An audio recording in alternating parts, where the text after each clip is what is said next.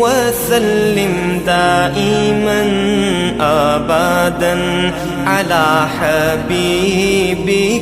حضرت صلی اللہ علیہ وآلہ وسلم ایک بار مسجد میں بیٹھے ہوئے تھے، اتنے میں ایک شخص اونٹ پر سوار ہو کر آیا اور اونٹ کو مسجد میں بٹھا کر باندھ دیا۔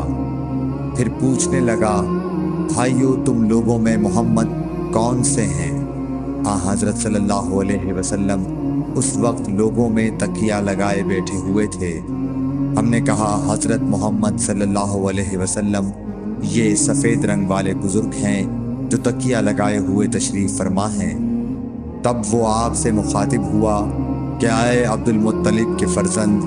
آپ صلی اللہ علیہ وسلم نے فرمایا، کہو میں آپ کی بات سن رہا ہوں۔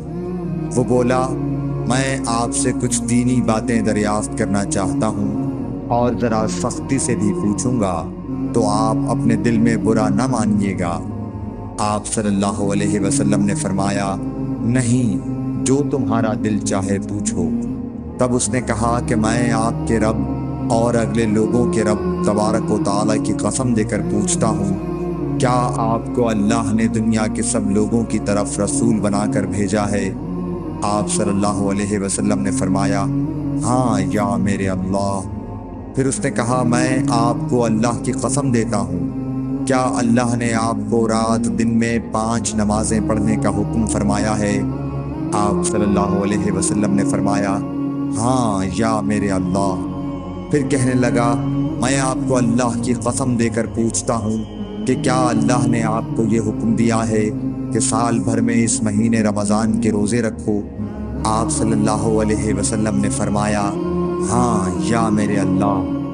پھر کہنے لگا، میں آپ کو اللہ کی قسم دے کر پوچھتا ہوں کہ کیا اللہ نے آپ کو یہ حکم دیا ہے کہ آپ ہم میں سے جو مالدار لوگ ہیں ان سے زکوٰۃ وصول کر کے ہمارے محتاجوں میں بانٹ دیا کریں؟